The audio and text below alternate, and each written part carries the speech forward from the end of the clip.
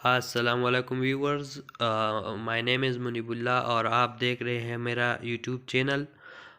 तो आज है हमारा फर्स्ट लेक्चर जिसका टॉपिक का नाम है internal combustion engine, IC engine. तो ये देखते हैं कि आईसी इंजन है क्या चीज़।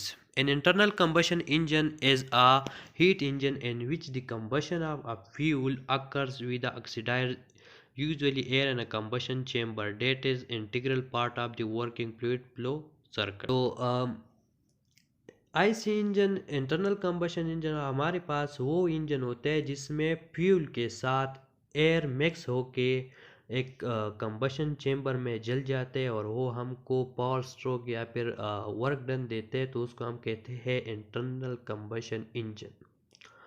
इंटरनल कंबशन इंजन में फर्स्ट ऑफ ऑल जो एयर होते हैं वो कंप्रेस हो जाते हैं और उसके बाद स्पार्क प्लग के ज़रिए से या फिर इंजेक्टर के ज़रिए से वो आग पकड़ते हैं और जो हमको वर्क डन स्ट्रोक देते हैं, उसको कहते हैं आईसी इंजन। तो चलते हैं इसकी टाइप्स की तरफ। तो इसके टाइप्स क्लासिफाइड हुआ है मैनी टाइप्स में, जैसे कि इसकी डिज़ाइन के लेवल से, फ्यूल्स के लेवल से, या फिर स्ट्रोक्स के लेवल से, या फिर जो इसका मिक्सचर जो इसमें कैसे जाते हैं, ये फ्यूल्स कैसे एंटर हो जाते हैं, तो इसकी पार्ट्स इसमें क्लासिफाइड हुआ है।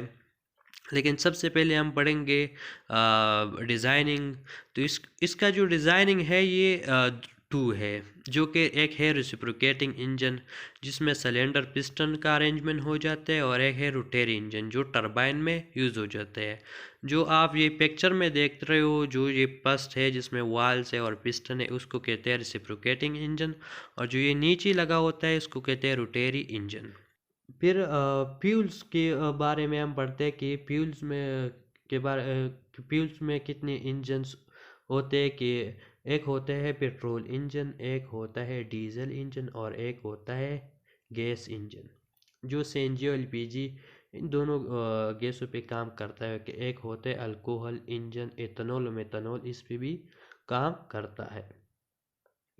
फिर आते हैं इसके स्ट्रोक्स की तरफ के इसमें स्ट्रोक्स कितने होते हैं। तो इसमें 4 स्ट्रोक होते हैं और 2 स्ट्रोक्स इंजन होता है।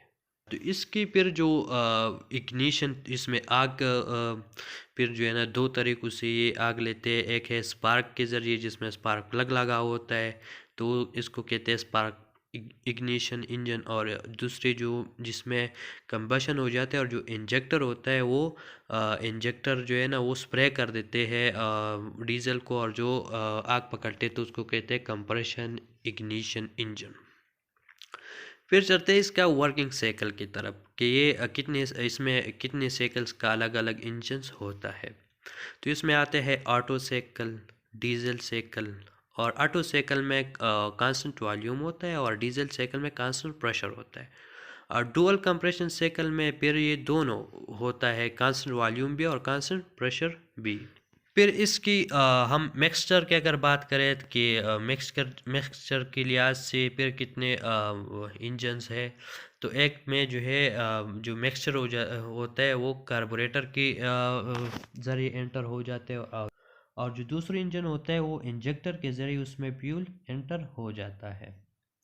फिर आते हैं इसकी सिलेंडर की मैनेजमेंट की तरफ। तो इसमें सिंगल सिलेंडर भी हो सकता है और मल्टी सिलेंडर भी हो सकता है।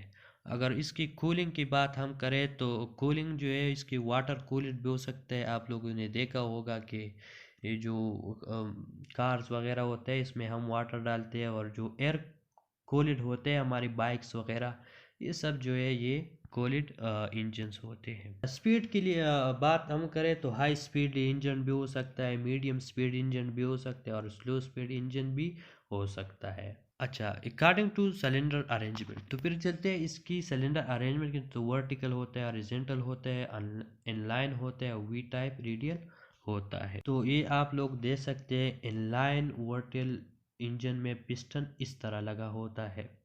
जो वी टाइप है उसमें इस तरह पिस्टन लगा होता है, और जो हॉरिजॉन्टल होता है उसमें पिस्टन इस तरह होता है।